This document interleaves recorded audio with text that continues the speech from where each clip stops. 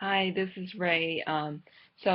This week I'd like to extend the discussion from last week where I was actually, diving into the conversation of patent eligibility by the legal case from CLS Bank and Alice Corp.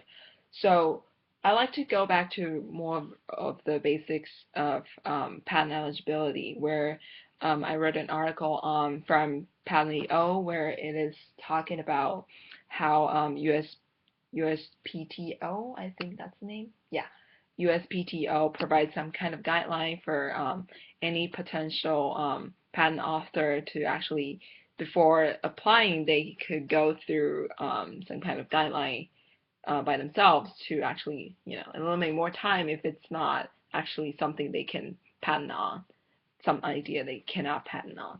So they provided a really simple flow chart to go through.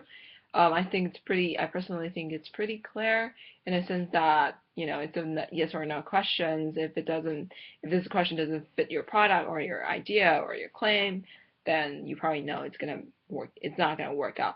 But so when I look into the reference guideline, it doesn't actually quite work that way. Um, so so for so there are some factors, let's say 10 factors they want to evaluate on your product. So your product have to go through that 10 factors, and for each factor it weights a little bit differently. Sometimes this factor weight towards your eligibility, sometimes the other factor weight against eligibility. So I find that really interesting, and I looked into um, these 11 bullet points of things that you might consider how it affects your eligibility in terms of your product. So I was looking at, I'm just going to go through just one or two of them.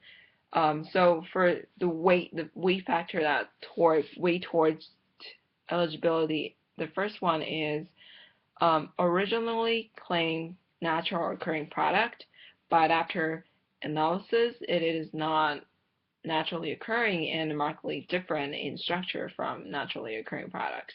So they really put a lot of emphasis on how if your product is ever going to be anything abstract ideas or it's going to be natural occurring, things like that. They want it to be significantly different from the structure, or like it has to be really innovative in a sense that though it's naturally occurring, but it's something different. It's just not naturally occurring.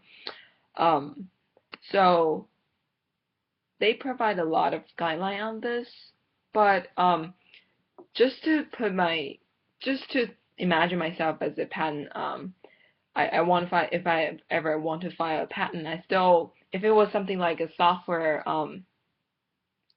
design principle or like a new idea that I would like to patent on, it is sometimes a little bit vague, even if they actually list out 10 things that you can actually look at and see if it matches your potential patent.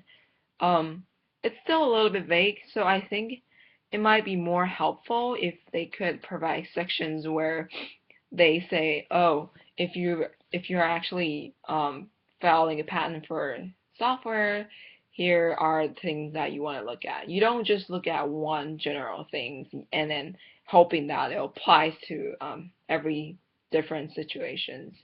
So that's my take, and let me know what you think. Thanks.